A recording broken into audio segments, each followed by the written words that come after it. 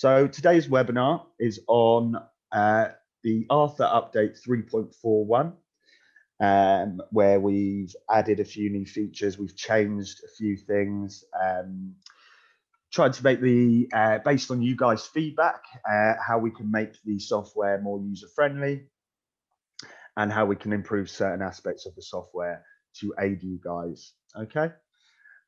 So first slide is just a little copyright notice. So I'll leave that on there for a moment just for you guys to have a little read, and then we can begin and have a look at what we'll be looking at today exactly. Okay, so new updates and changes. This is a brief overview of what we will be going through today in today's webinar.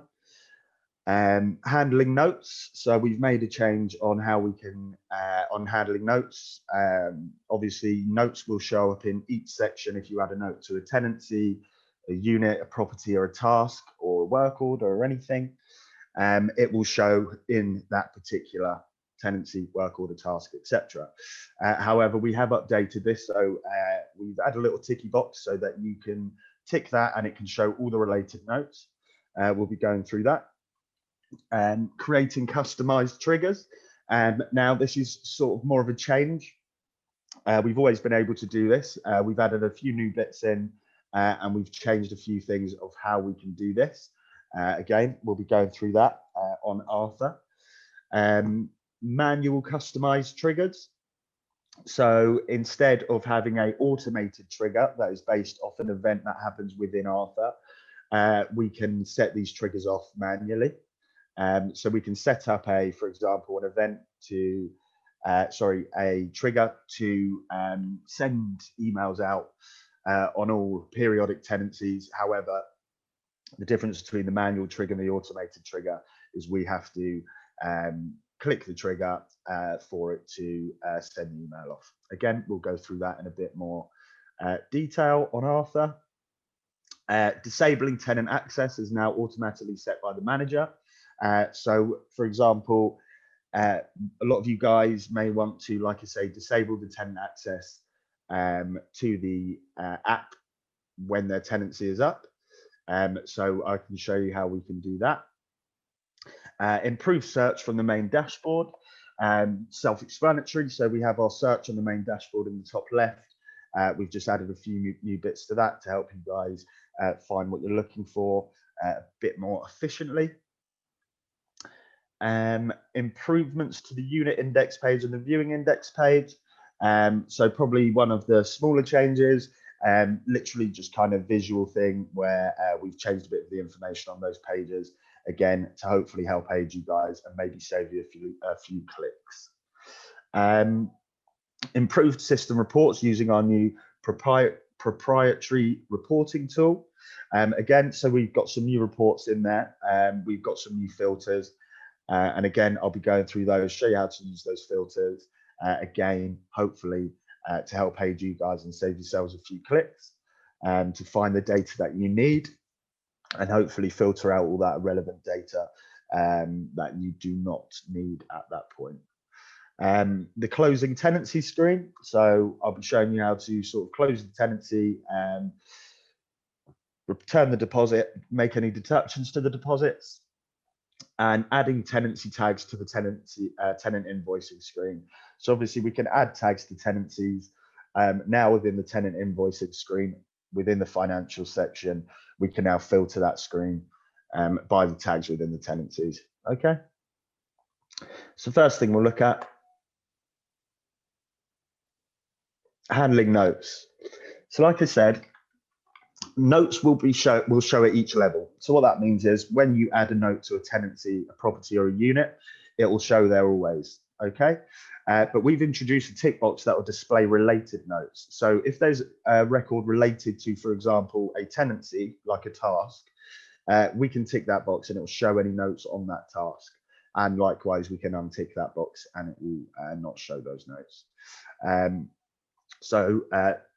Little example there, for example, notes at the unit level can display all notes that related to the tenancies, tasks, work orders, and viewings that are associated with that unit.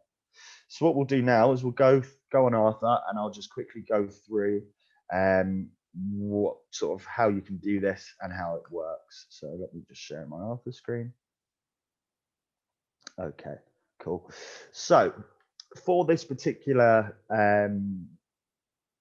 example, we'll go to a unit, any unit. And again, like I say, this will apply, it will be in the same place for units and tenancies, tasks and work orders. But I'll show you a few examples anyway. So if we go into any unit, okay, and then we scroll down here and we can see we have our notes section.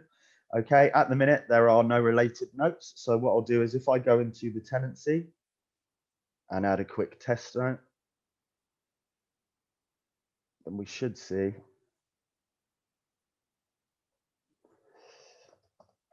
test note for web.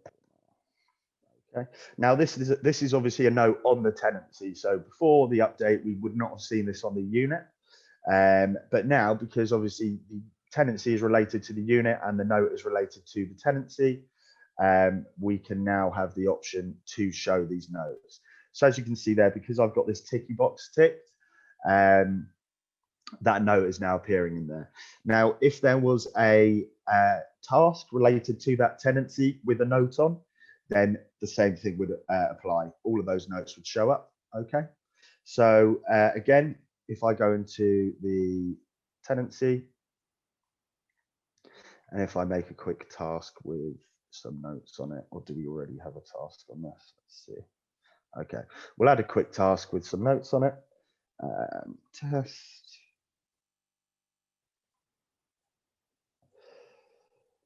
Anyone there?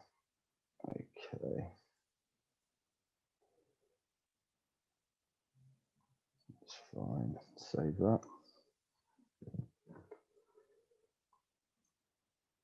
And we can add our notes to the task. Test for webinar 2. So now we have this task with the note on. So now we'll be able to see that down here. As you can see, it's got the 2 tasks on. So for example, this is on the task. And as you can see here, because this isn't showing us, you know, this is related to the tenancy because that one was added in at the tenancy level. And this is related. Okay. So if I untick that, then it should only leave this one. And it has. Okay. So again, if pretty simple, pretty small change, but hopefully that should again save you guys a few clicks.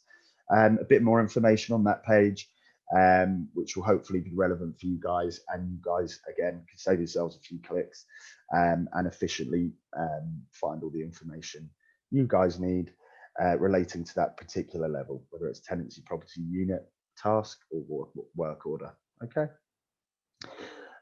So again, if you do have any questions, just make a little note and pop them in the chat at the end. And I will share the presentation again. Okay. So next one, creating customized triggers. Okay. So now within Arthur, obviously, if you're familiar with automation and automated events and the page that we have, you'll see that we already have over 200 system triggers. But obviously, if that trigger isn't there for you guys already, you may need to create your own custom triggers. Okay, so triggers are defined as scenarios that occur in property management on a day-to-day basis.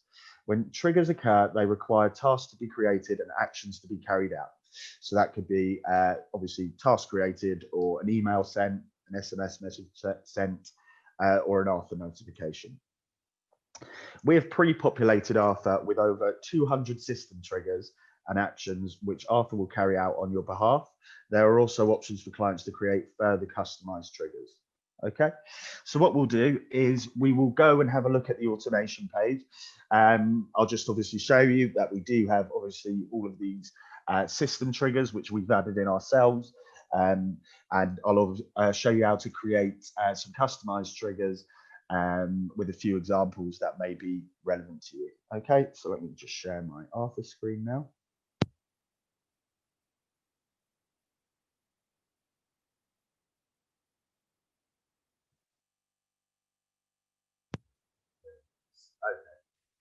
So to find your automated events, let's go back to the dashboard. You can find it from anywhere, but just to make it a bit more clear for you guys.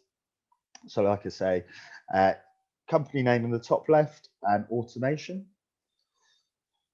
Okay, so now these are the system triggers that we already have. As you can see, we've already got the ones in here that we have added for you guys.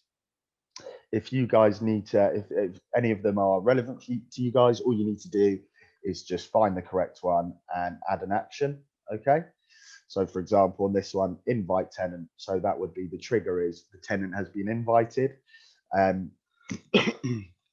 Excuse me.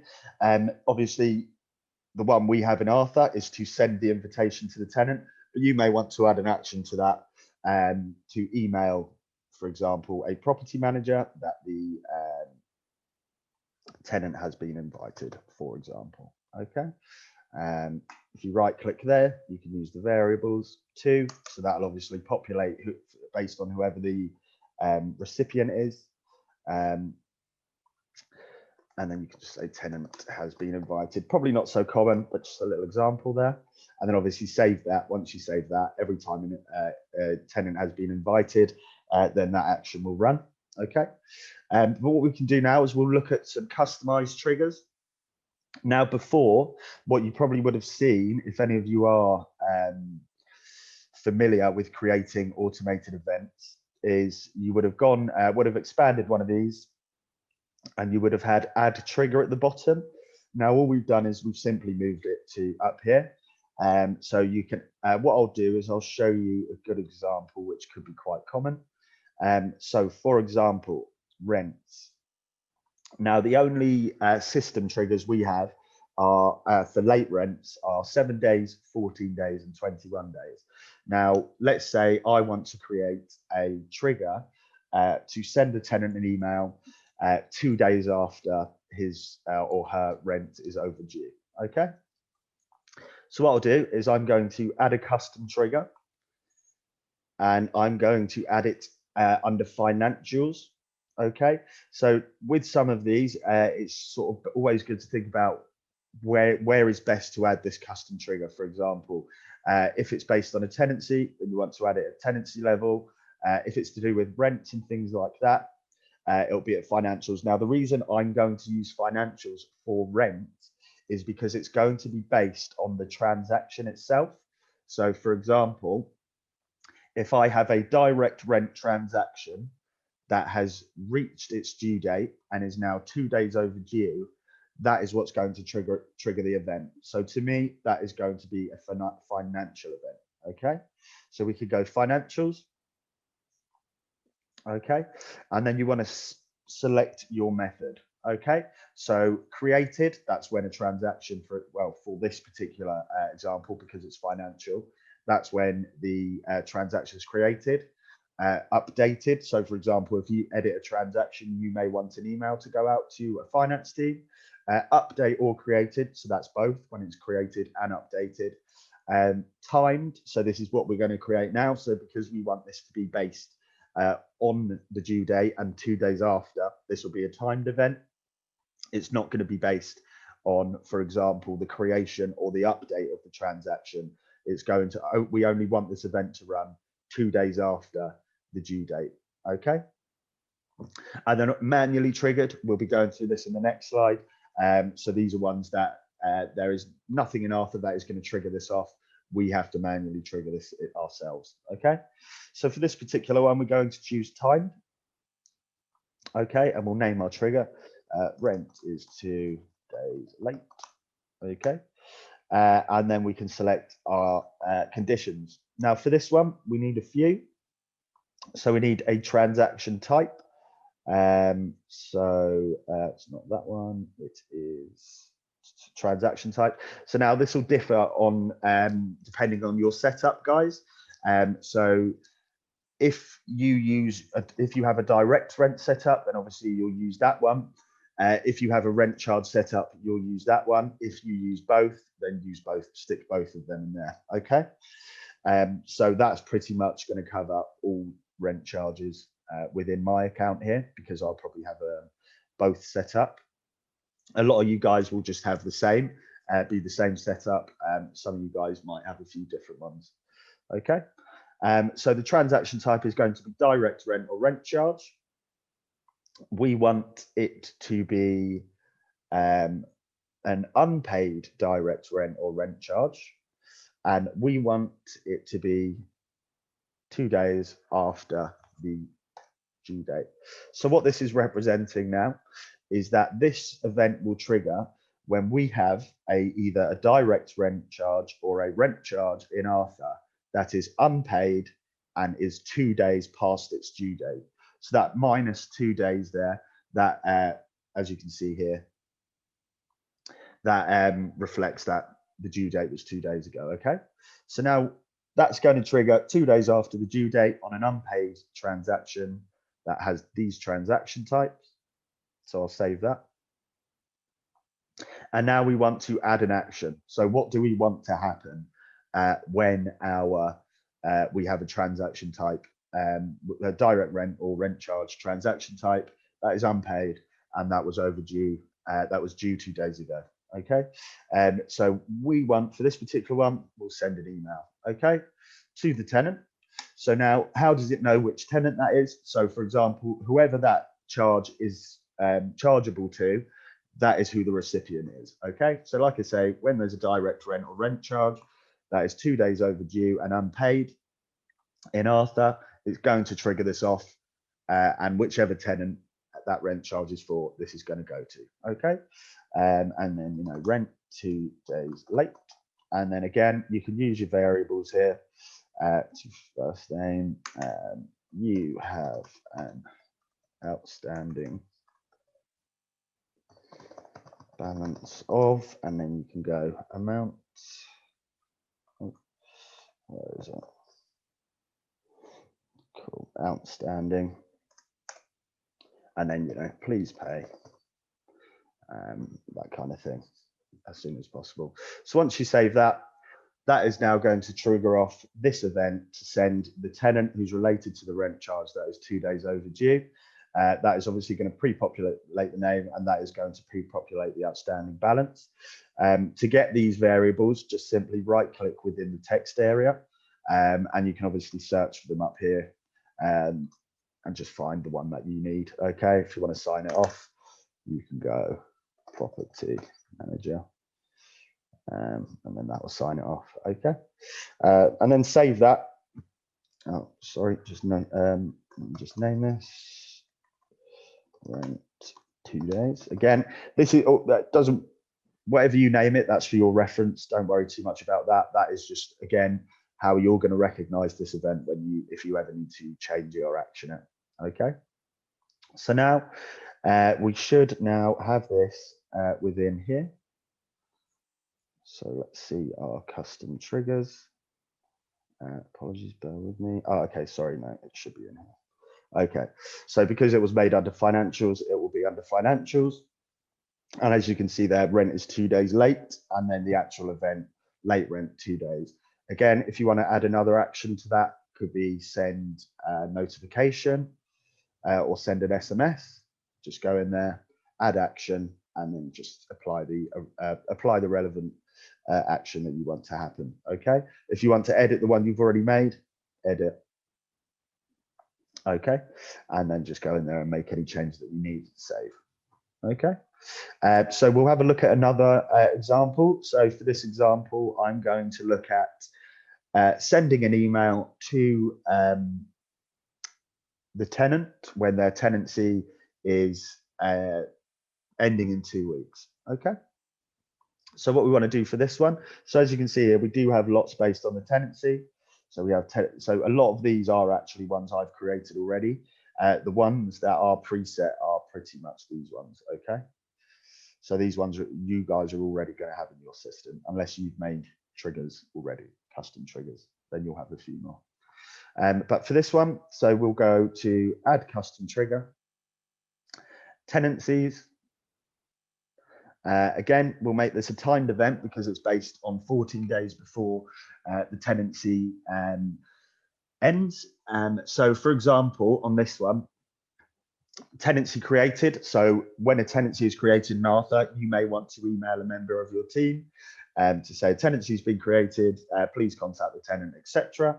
The tenancy is updated. So if any details are changed on the tenancy, again, you may want to notify a member of your team, perhaps the tenant, perhaps the property owner. And again, you can use your variables there to let them know of the change. Update or created, again, that will go if it has been updated or created. But for this one, we will use a timed event. Bear with me 1 second.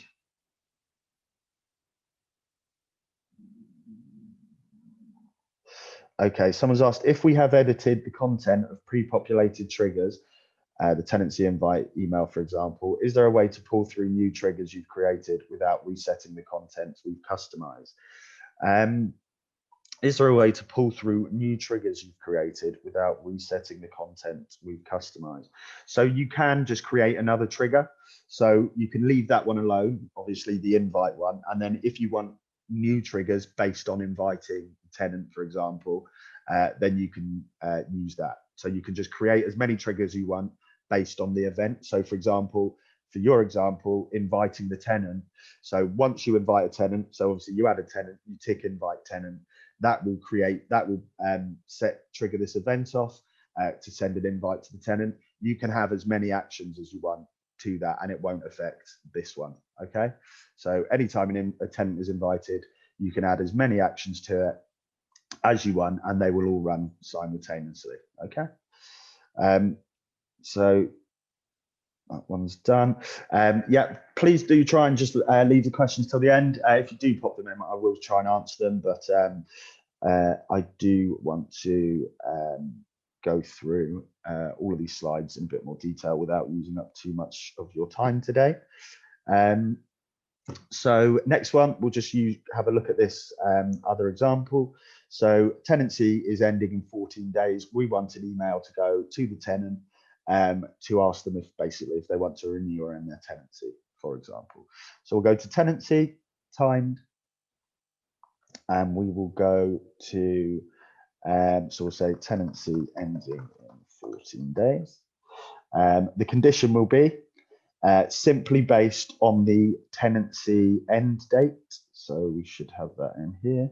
Tenancy end, and we'll say is in 14 days. So the plus sign will show that this will need to trigger 14 days before the tenancy end date. You can add other conditions in. So for example, for a particular tenancy type or a particular tenancy subtype, again, you can make this a bit more tailored if you don't want that to go out to all tenancies that are ending in 14 days. So for example, you may want to use it for all subtypes apart from students, because okay, yep. So someone has said they may need to watch this a few times. This will be available after this webinar. So if you guys need it, just come into the online chat and we'll give you a recording of this. Okay. So yeah, like I was saying, you may want to set this up for all tenancy subtypes apart from students who you know probably will not be renewing their tenancy at the end of their tenancy, but so there's no point sending this email out. But for this example, I'll just save it as 14 days for every tenancy. Okay, and then we'll apply a process, obviously name it at the top, tenancy ending in 14 days. Recipient to the tenant, again, you can put it to the property manager as well. Property manager associated to unit. If you select your property managers on the unit, I should be able to show you this. Then that's who that is. It's probably quite a common question.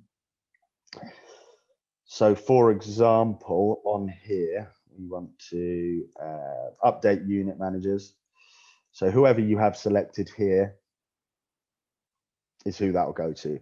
If you just select all property, if you don't have anybody selected there, if you don't have a manager applied to a unit and you have that variable, that recipient, that will go to all the property managers. Okay, we'll leave it for tenant for now, and we will say tenancy ending 14 days. And again, use your variables to first name, your tenancy, and you can just say, oh, that's the one. Your tenancy is, and you can do at, you give the unit address, is ending in 14 days. Would you like to renew, or would you like to move out? That kind of thing. Okay, please contact us. Save that.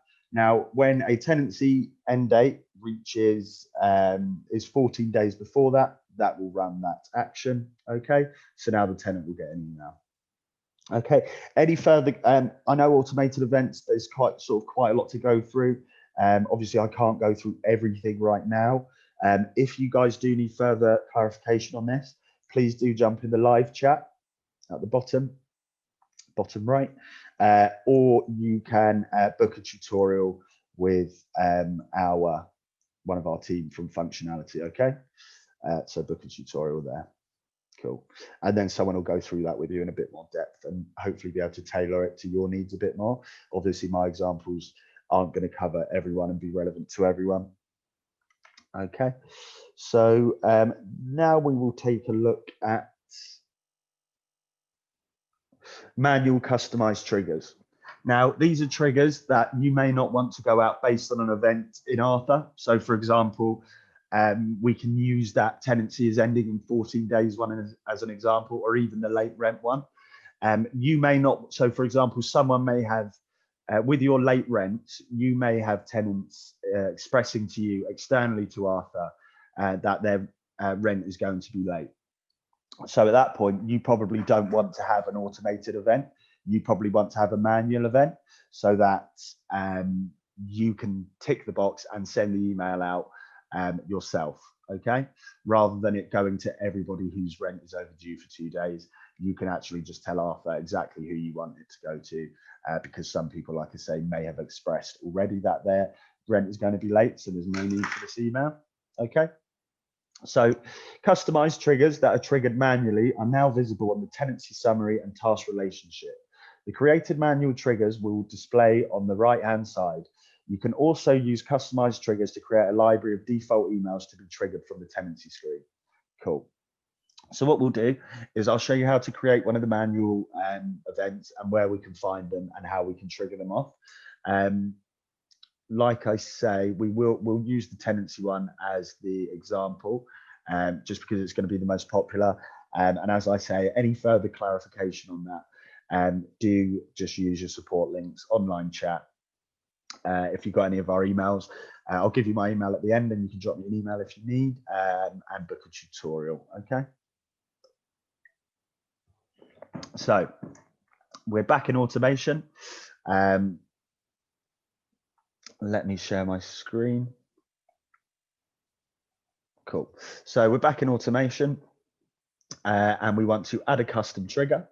Now on this, where you pick here is where the custom trigger will appear. Okay. For this one, it will be tenancy. It may not make any sense to you at the moment, but you will see where it all goes once I've created it. Okay. So for this one, we'll do tenancy. Okay, and we will select manually triggered.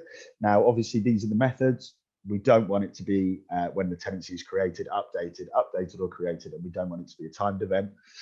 We want to have to manually tell Arthur that this event should be triggered. Okay, so manually triggered. And again, we'll just use the late rent as an example. So rent 2 days late. Okay. Okay, now the conditions on these it's this manual event will only show up. For example, if I select that, then this event will only be available on prospective tenancies. Okay, so if I use this, then it's only going to be available on tenancy start dates today, yesterday, last 7 days, or from in a particular date range. Okay. But then if you leave it blank, then it will just be on all tenancies. Okay, but I will just show you as an example with the tenancy status. We'll stick it on current tenancies and we'll remove prospective. You can have obviously all of them if you want. If you just leave that blank, it will do all of them, but you can leave some out as well. Okay, So we can now then save this trigger. And what do we want to happen when we manually trigger this off? So again, we'll use the late rent example. And then this is the subject on the email. Rent is 2 days late. Can't type today. There we go. And then again, use your variables. Outstanding, I believe. Cool.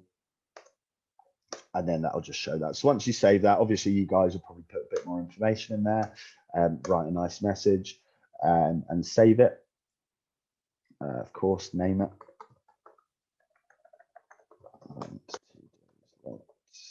Save. Okay, so now we have a manual trigger available on all current tenancies. So for example, this is a current tenancy. So we should see on the right here, we have our automation, okay? So instead of Arthur guessing, okay, the rent is overdue, and that automated event that we created before going out to everybody whose rent is 2 days overdue, we can instead come into the tenancy. This person hasn't expressed that their rent should be late. It is late. So we can just go tick that, and run the action.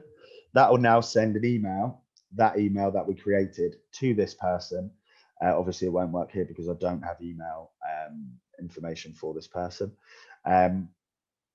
This will go out to this person with the text that you put in that email. So then they'll obviously know to pay their rent. Okay, so it's probably going to be quite popular to have a late rent one, just because, like I say, some people don't want to send them to all their tenants. So it's probably going to be quite popular to have that as a manual event. And like I say, you could have any email you like there. So just make sure the tenancy status is correct. You have current, approved, prospective, ending, things like that. And then it will just show on this side. And then whenever you want to come in and run that, send that email off. Instead of you having to email it, just run that action. Okay, so that could be something like an out of office potentially. Okay, cool. So again, any further clarification on that? If you do want to sort of spend an hour going through that with one of us, like I say, book a tutorial. If you have kind of just 1 or 2 questions, jump in the online chat, or use your if you've got any of our emails from the functionality team, drop us an email, and we'll be able to help you there. Okay. Cool. So next we will go on to the next one. So disabling tenant access to the app is now automatically set by the manager. So we do get a lot of queries. People do think that, for example, when their tenancy ends, when it reaches their end date, or you set it to pass, the tenant no longer has access to their tenancy within Arthur. But they do. So it's always best when you do end a tenancy to turn their access off if you want. If a tenant has multiple tenancies, so for example, if they have a past tenancy here and then they have a current tenancy here, tenants are always sort of coming in saying, oh, we can't see our new tenancy, etc. On the app, if they go to the gear cog in the bottom right, switch account, they'll be able to see all of their tenancies there. But to avoid confusion, you may want to just disable their access. So this one is pretty simple. So I'll go on to Arthur, and we'll look at that. So basically, when a tenant has access to the Arthur app, what they have access to is their tenancy. So we don't need to do anything at tenant level. For example, nothing will be done here. Even though we invite from here, we don't disable their access from here. Okay, we are actually disabling their access to the tenancy. So what you want to do is come into the tenancy, edit tenancy, and tick disable tenant access, and you can save that. Okay, so what you want to now be doing, like I say, is when you do close a tenancy, just have a little think whether you want them to still have access to that on their app. They'll be able to see obviously all the details of the tenancy. A lot of people will probably want them to have access to the app, so they don't ring them and sort of ask them of any information that there may have been on that tenancy that they may need. They can access it straight away. And of course, if you do accidentally invite a tenant, just come in and disable their access, so they won't be able to access it. And then if you just want to stop somebody's access for whatever reason, like I say, same process: edit tenancy, disable tenant access, and save. Then the tenant will just, when they try and log in, they'll just get a little notification letting them know that their access has been disabled. Okay. Cool. So that one's pretty simple. Again, any further clarification on these things, like I say, I'll be taking questions at the end, or just use your Arthur support links, booking tutorials, and the online chat. Okay. So next we will look at the improved search function. So we've brought back the search filter to help users fine tune where they search. If any of you guys do use the search function quite a lot, you've probably noticed this already. But simply search in the top right, and instead of searching all results, so if I have a reference number 1234, for example, that could easily be a work order, a task, or a tenancy, or a transaction. So for this particular one, we want to find the tenancy, for example. Okay, I don't have one there. Yeah, so somebody said, if you have archived an old tenant, can they still have access to the dashboard if you haven't disabled their access? So yeah, they'll be able to see their tenancy information still on their app. So you will need to disable their access before you do that. When archiving, we do want you guys to basically clear off those tenancies. We don't want them to sort of have to come back, and we want them to have zero balances, ideally, disable the tenant access and then archive them. So if you do archive, please make sure you disable the access, because they will still be able to, they won't be able to raise any issues against that tenancy, but they'll be able to obviously see the tenancy information, tenancy start date, end date, rent amount, rent frequency, and any statement. Okay. So just going back to the search, like I say, you have a reference number here. That could be one of a few things: work order, task, tenancy, transaction. All this is going to do is just going to help you find things a bit quicker rather than looking through all your results. Okay. Again, you may want to find a person within your account, so just search for that. Once you type in 3 letters, then it will start searching. Anything below it won't actually start searching, so we need 3 characters. Okay, so again, that one was pretty self-explanatory. Like I said, if any of you do use the search function from the main dashboard page, you've probably noticed that already. We still do have the search function from obviously within the property, unit, tenancy, viewing, applicant, index pages, but also we have the search bar up there, okay, which will just be across your whole portfolio rather than sort of filtering it down to properties and searching, or tenancies and units. Okay. Okay, so let's move back on to there. Okay. Again, pretty small one, but again, like I say, it could save you a few clicks.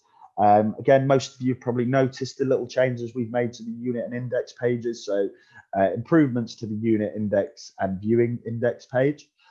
In line with our goal to improve our pages, we have redesigned the unit and viewing index page to better show data. So again, if you just want to sort of be able to find something out at a glance, we're trying to add in things that might be relevant to these pages, like I say, just to save you guys a bit of time and a few clicks, and even just to make it clearer for some of the for those that are maybe quite new to the system.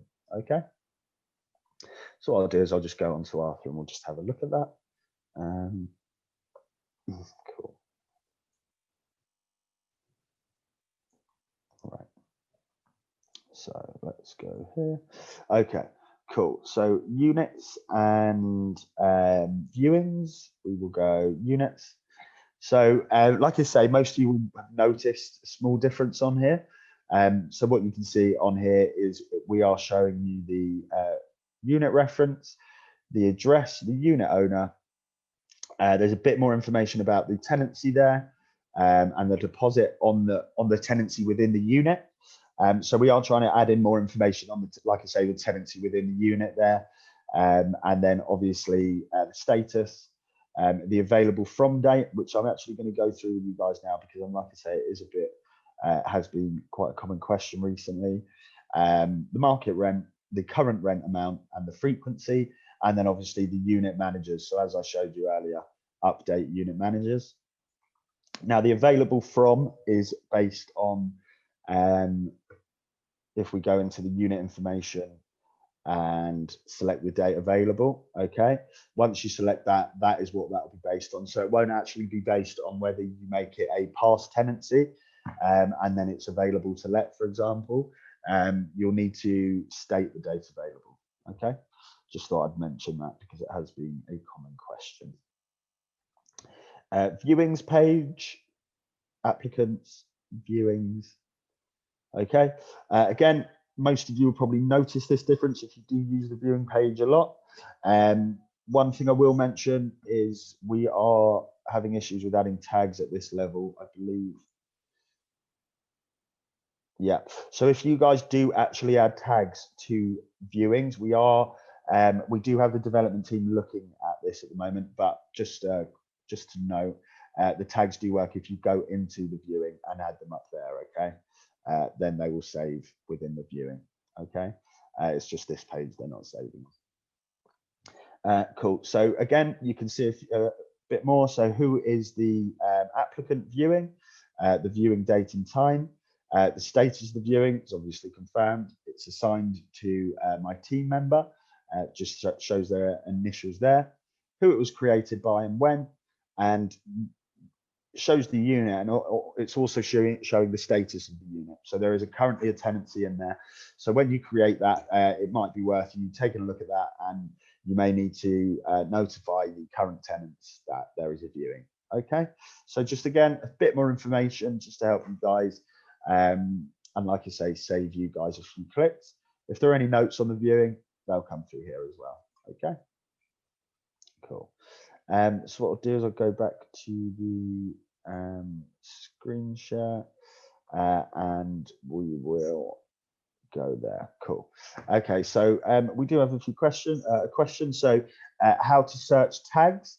So let me just go back to Arthur. Okay, so we can't actually search for tags in here, the sort of main search. There's no way to sort of filter it to tags, but what we can do is if we go to, for example, if we are using the viewings, we can search for tags within viewings and ticking them. So again, this is going to show only ones with the test tag. Obviously, this one doesn't have it here, like I said, because we are looking into that, but that has come up because I did add it in there. Okay, we do have the same on tenancies.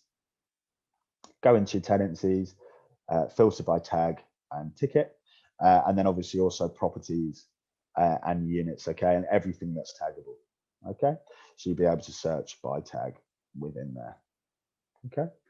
So again, we'll go back to the presentation and we'll look at the next one. Cool.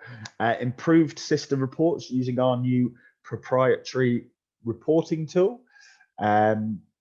Cool. Okay, so sorry, this is incorrect. So ignore the text in there. Do apologize about that. That is incorrect. But we will go and have a look at a few reports. So I know the reports that you've been working hard on creating lots of new reports for you guys. I'll also show you the best way to find the reports that you need. Okay, so somebody has asked, can the manual authorization for the triggers show up on the calendar when they are overdue, e.g. the 2 days late rent.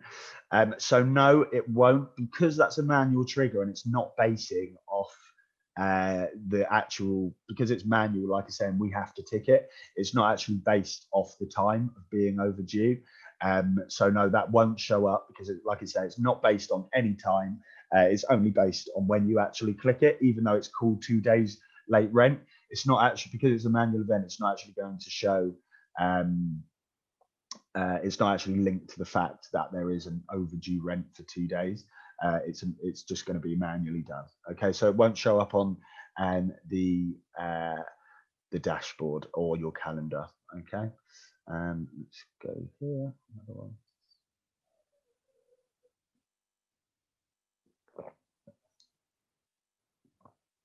Okay, so in the unit details has a new field been added, days vacant. So that's, again, that'll be from the date available. So again, if you set the date available and it is obviously past that date and it still has a available to let, then it will be based off your date available. So if we are the 1st of January and we get to the 15th of January, and it still has no tenancy on it, it still has a status of available to let, then that'll be 15 days date available. Again, any further clarification on that, do pop into the live chat and if there's sort of anything that we need to help you with and we need to log into your account and take a look at, we'll do that. Okay, so if you have any particular examples that you're having issues with, jump into the live chat, let us know which ones they are and we'll take a look at it for you. Okay, cool. So just looking at the reports. So for example, we've got loads of system reports. Obviously, these are ones I've created, it looks like. But these are all system reports that are locked. Okay. So as you can see down here, got loads of them added in. What I'll do is I'll just show you an example or two. Okay. Cool. So if we go to tenants, for example, on the tenant app, we now have a COVID profile that they can fill out. We've added this just to sort of help safeguard property managers that may be visiting properties or units. So they'll be able to see if any of their tenants have filled out the COVID profile and whether it's kind of safe to go there.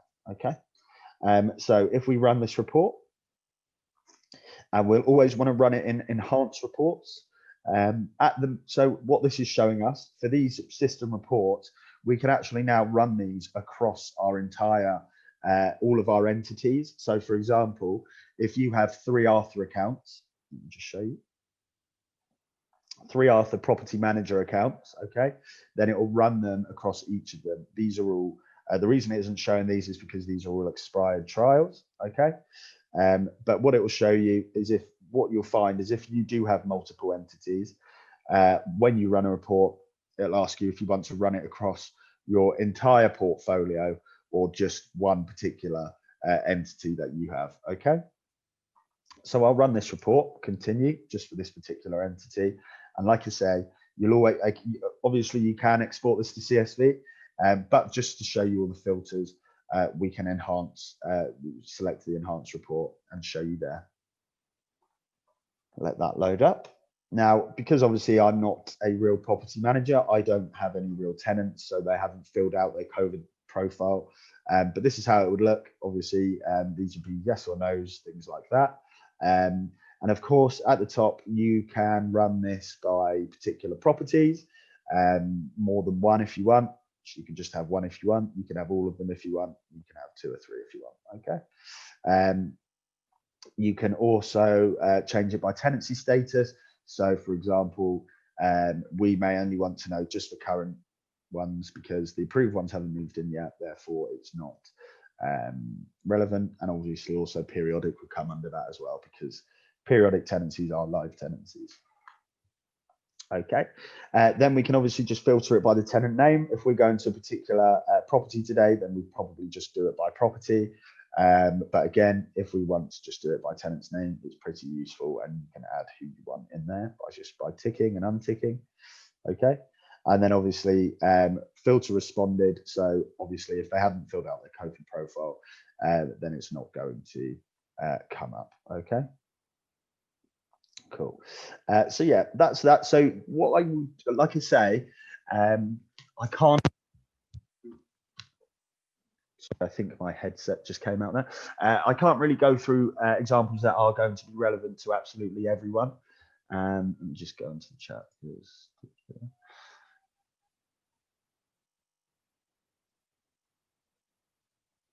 Okay, so if you run the age tenant report and deselect an option, deposits, for example, the date range disappears. Is this a fault or done on purpose? I would imagine that there is a method behind that. What I would suggest to you is please go into the live chat and raise this with a member of the reports team, and then they'll be able to look into the back end and explain exactly what's going on with that. Okay. So for that particular one, like I say, please do jump in the live chat and follow that up. So someone in the reports team can sort of delve into that. Okay. So like I said, like I was saying for this, I can't really use examples that's going to be relevant to everyone. Just kind of showing you the filters and the things we have. What I will show you guys, and this is super useful, if you guys do need reports and you sort of don't know which report to run, there are a lot, understandably. Completely understand if you guys are a bit sort of bewildered as to which report to use. A lot of them do the same thing but have an extra field, or they do the exact same thing but missing a field. But obviously we want to find the correct report to help you guys. So go to the knowledge base. So company name, help and support with Arthur. Go knowledge base. And if we go to reports,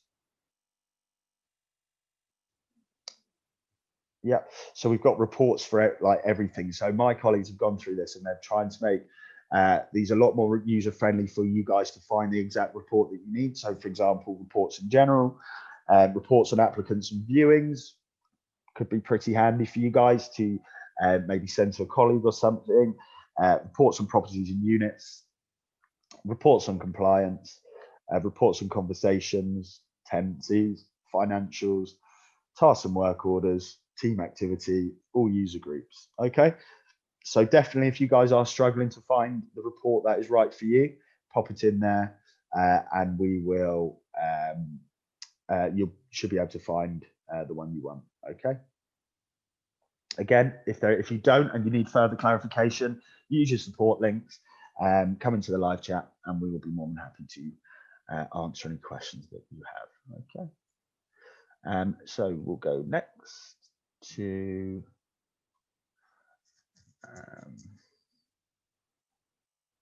cool. Closing the tenancy screen. Something that you guys, again, if you've been using Arthur quite frequently, you've probably noticed this already. So what I'll do is I'll just kind of briefly show you the new screen, new bits that we can do with it. Again, for further clarification on this, please do jump in the live chat and someone from financials will be able to help you with it. Or book yourself a tutorial with someone from financials and they can go through that with you. Okay, but for now, I'll just kind of show you the screen and all the new bits. So closing a tenancy. So obviously when a tenancy ends, they're not renewing.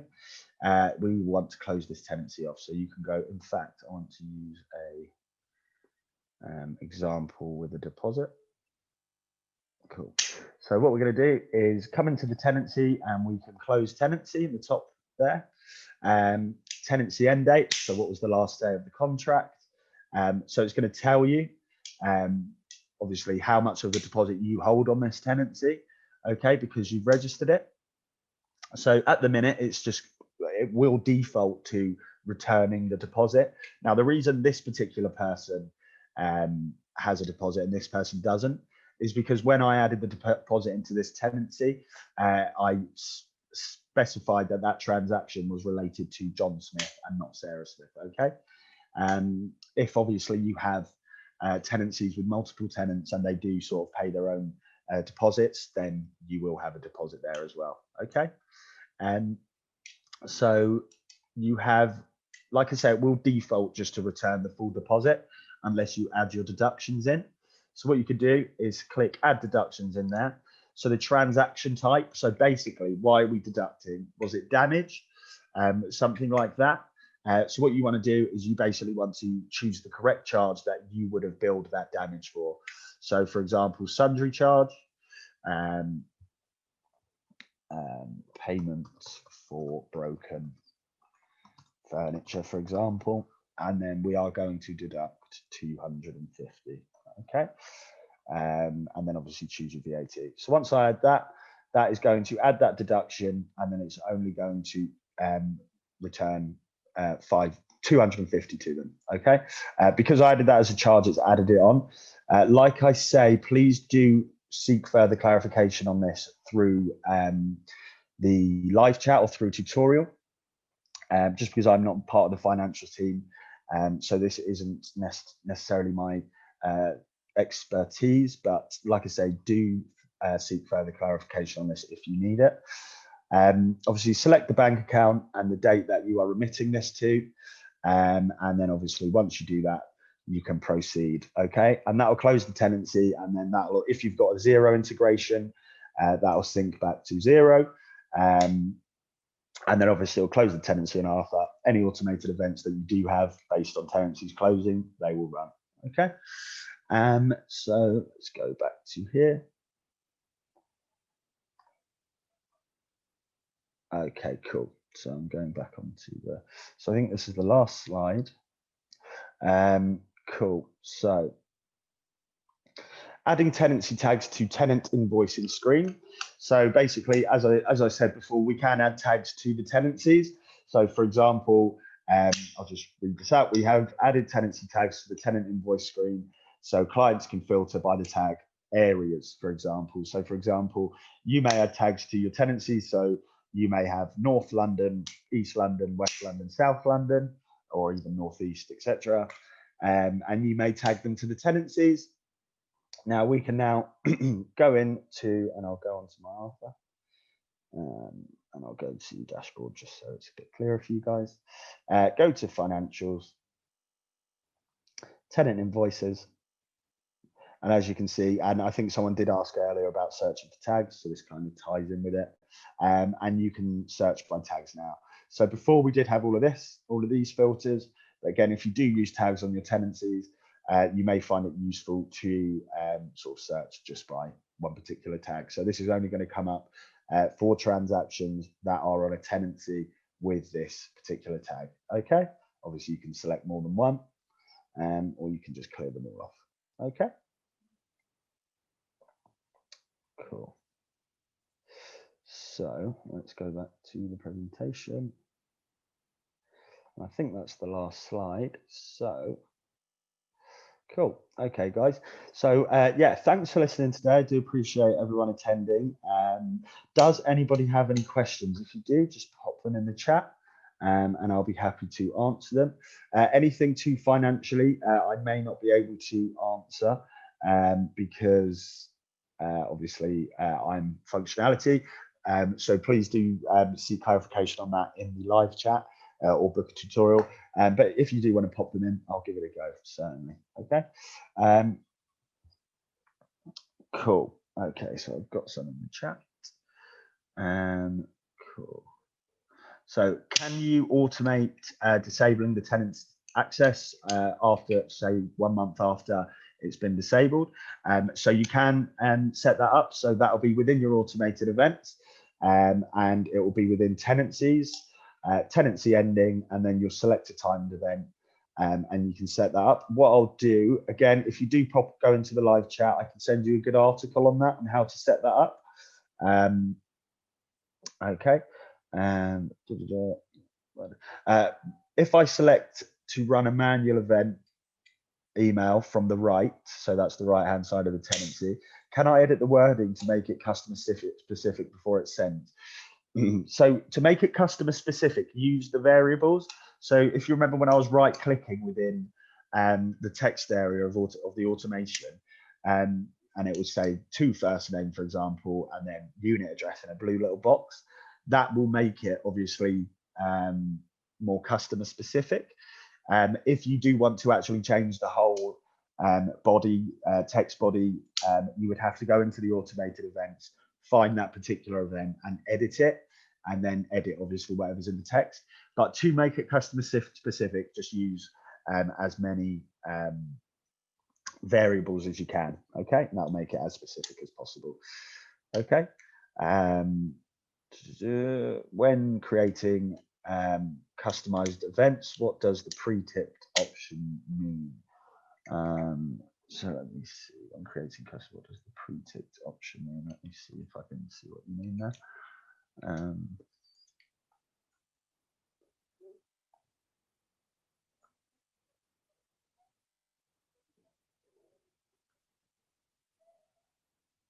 Okay, I'm not really. If you could you just elaborate on that a little bit more in terms of the pre-ticked option, just so I know where to look for that. Okay. Yeah. Okay. Cool.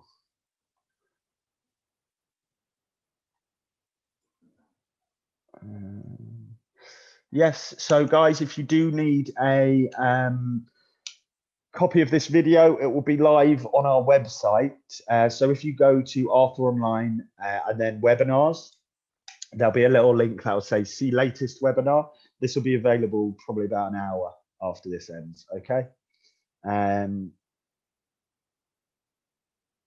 So where that sundry charge was added, would we just add the figure with a minus 250?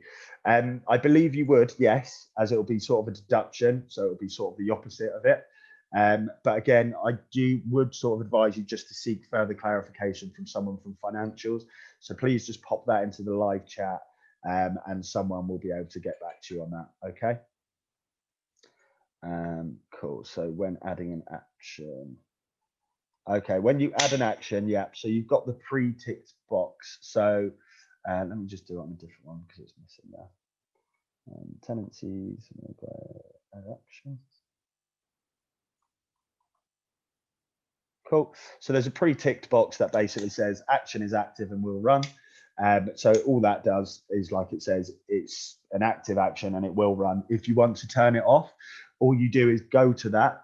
If you don't want the event to run anymore, go into the particular event, edit, untick that box, action is active and will run, and save action, and then it will not run anymore. Okay. And then obviously, if you do want to turn it back on, then just go in and tick that again. Okay.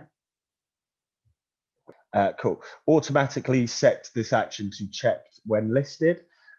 So basically, when the action runs, it's basically saying, do you want Arthur to automatically log that it successfully ran? And some people, it's probably not so common that people want to check it off themselves. So to make sure, they may want to go into their email and SMS history, check that it was sent, and then obviously check it off. Okay. But otherwise, if you tick that, it will just automatically check off. Okay. Okay. Okay, when doing the automation and you select the process to be via email, can you choose the SMS at the same time, or do you have to do the same the procedure twice? So yeah, you will need to add an action for each one. So an email, you'll need to add an action, select send message, and then save that, and then go back, add action, and then do an SMS. So they can't be both done. Okay. So cool. Okay, and then I've got the tick. So what about the tick underneath that? So we've got action is active and will run and automatically set. Yeah, so I think I went through that. Yeah, so do we need to pay extra to send a tenant an SMS? So yes, you will. SMSs do cost. So I will just quickly have a look at how much they cost. So the more you buy, the cheaper they are. So you can buy 1,000 for £32, and that's 3 pence per message. And the least you could buy is 20 for £1.50, which is 8 pence per message. And then between them, you have 50, 250, and 500. And again, obviously, they all the more you buy, the cheaper they are per message. Okay. Okay. Cool. Okay, that looks like it for the questions. I will follow up with, so again, anybody that needs a copy of this video, it will be available online at arthuronline.co.uk. Go to the webinar section and click see latest webinar. That will be available in about an hour. Just need to download this recording and get it uploaded. And also anybody who, like I say, needs further clarification and needs to go a bit, sort of delve a bit deeper into things. If it's sort of like 1 or 2 questions, jump in the live chat, we can answer it there. And if it's something you want to go through, like the person who said they don't think they're utilizing Arthur fully, then we'll probably get you booked onto a tutorial, but we will I will follow up with you on that. Okay, so like I say, guys, use your support links, live chat. If you've got any of our emails, email us and book tutorials.